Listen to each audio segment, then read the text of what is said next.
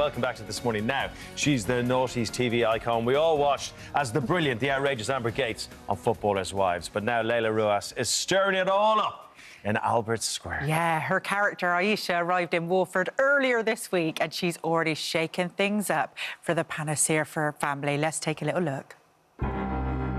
Who's that with, Dad? I wanted to look you in the eye for so long.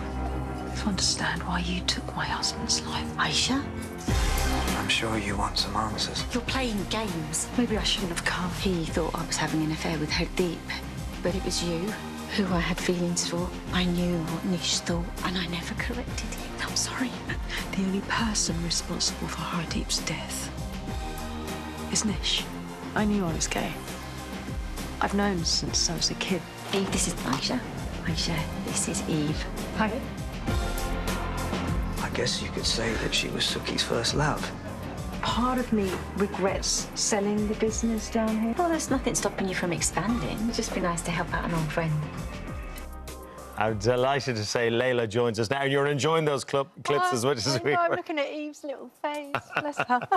I mean, we talk about Love Island bombshells. That's a proper bombshell arriving in Albert Square. Yeah. Just chaos-causing arrival. Of course, right? drama wherever I go.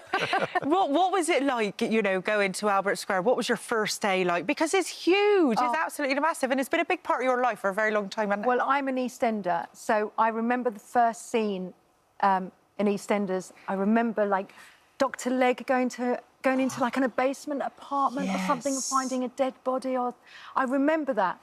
And then I used to live next to a place called Arbor Square, so I thought that's where it was. So I'd go, Mummy, please, let's buy a house there so we can be on EastEnders. So EastEnders is like such a big thing for me, and it's always been on my bucket list. And when you go to the set, if you're looking to go and visit, I visited like 15 years ago, every corner, every doorway is an iconic place where something dramatic and brilliant has happened. It's the most... I was a bit overwhelmed. I remember I was doing a scene on the square, and I knew we were going to be on the square, but you have these little sort of golf buggies that take you onto set. And as we drove in and we parked, I was like, we're in the square. And he said, yeah, you know... I said, you know, you should have told me. I need to sort of prepare myself for this, because it does. It's just the Queen Vic, everything, the Chippy, everything. It's iconic. It is. Really? It is, and you've exploded onto the square, and it's watched by so many people. What's the reaction been like? I know it's only a short amount of time, but what has the reaction been like so far? It's so weird, because I've done films with, like, big names. I remember I did a film with Heath Ledger. I auditioned with Hugh Jackman for Wolverine. No one cares. When you're going on EastEnders, everyone's like, Phil Mitchell. It's all about Phil Mitchell, Lacey Turner, all of these characters. So for me, it's just... And that's how I feel about it. I'm not bothered about, like, the Hollywood sets. This is, like, where it's really at. So I was really, really chuffed, really grateful to be there. Because a movie is great, but, like, it's a one-off. When you're on something like EastEnders, you're a part of people's weekly lives, aren't you? Yeah, You your become daily ingrained in lives. them. Yeah, well, like you guys, you know, you're on their screens every day. So people are actually... It's taken just 1 week for people to call me Ayesha. Amber's well forgotten. She's gone now. Hilarious. Well, Finished. Let's talk about Ayesha, because, you know, she's no sitting duck, is she? She's very... Oh, look. Oh, there it is. That's the Amber, sorry. Blood ran cold, right there. Blood ran cold. Let's talk about your character. Was it lovely taking on a character like that? Yeah, I think she's... You know, the thing is with Ayesha, she's smart, she's intelligent, she's independent, and she's really kind as well. But the thing is, EastEnders is much like Footballers' Wives. You just never really know, is this who she really is? Anything could happen, literally anything in that storyline. So taking her on, and they give you the freedom as well to develop your character. Although you don't have much time on set to perform, you do get time to talk about your character and just develop her. So that was really, really good fun. Well, we've got a little preview of Ayesha in action. Let's have a look at you. So where have you been? I kept in a mate's spare room. All right, because I was thinking all sorts. Oh, well. At least you weren't on your own. Looks like you've been well comforted. I think that's my cue to leave. Oh, you think? Don't, Eve. Do you want to maybe check upstairs, see if there's anything you've forgotten? I came here to check on my friend. But I think we know who the real enemy is. It's just a real shame that you think so little of the woman that you proposed to.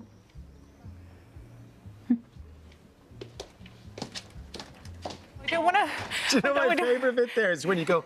That's the little and I do uppercut. that in real life. That's the other thing. So it just came out. It shouldn't have been there. I don't want to give any spoilers away, but I couldn't... You know, what's going on between them two?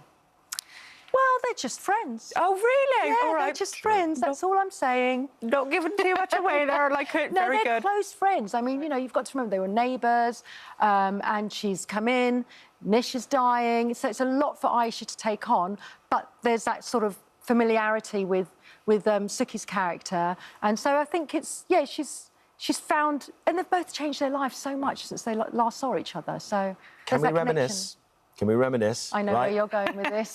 Boys and girls, before Ted Lasso, there was Ted Lasso's naughty younger brother called Footballers' Wives. Absolutely. Oh, it was just so different and so out there, wasn't it? It was completely outrageous and it was so much fun. The characters were absolutely mental. I was a complete bunny boiler and I absolutely loved it. You could go anywhere. You could go as far as you wanted with the character because in Footballers' Wives land, it worked. Everyone believed it. I mean, I was digging up my dead baby with a champagne bucket, as you do. You know, And it's back on ITVX now, so everybody's talking about it again and everybody's watching it. Are people stopping you as Amber as well? always, always. It's like you're in Iceland and they're like, what are you doing in Iceland? You should be in Waitrose. Like, what are you shopping in here for?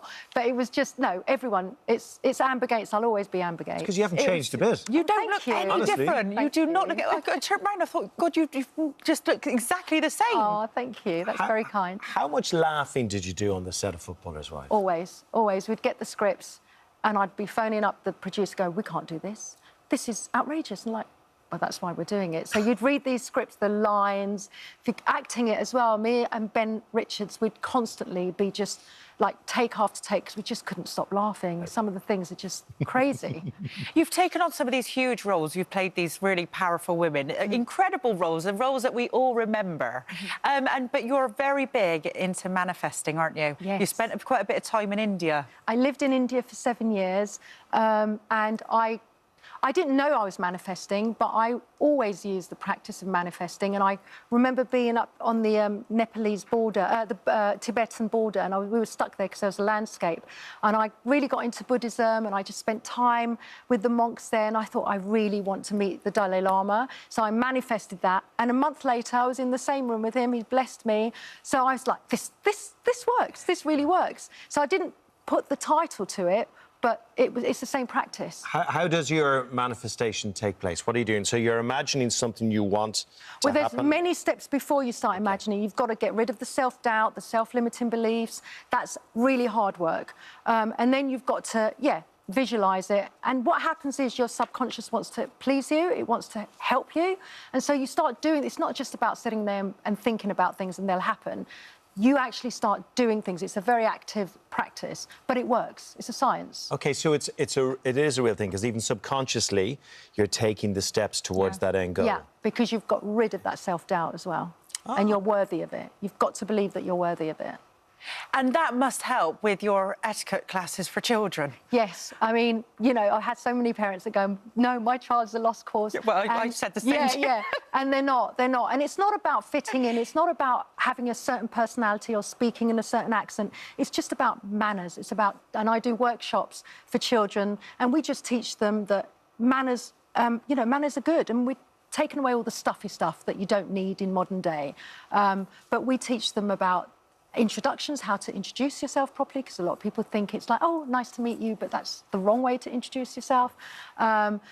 Table manners, what you do at the table, what you should and shouldn't do. And it's really, it gives them so much confidence. I went to military school and then went into finishing school. So the confidence I got from finishing school, though it was quite stuffy, was just I could walk into a room in any country and know what to do, and I think it's great for confidence building. Would you mind spending 10 minutes with the crew here after the show, because you Yes. see what happens after a Phil Vickery cream I noticed a few of them. I've got Honestly. their names down. Get you lot sorted out. Oh, absolute pleasure to meet Good you. to see you. Oh, thank you. Yeah. Thank you for having me on. Yeah, congratulations in your role. Thank Good you. luck with Brilliant it. stuff. Good luck with it.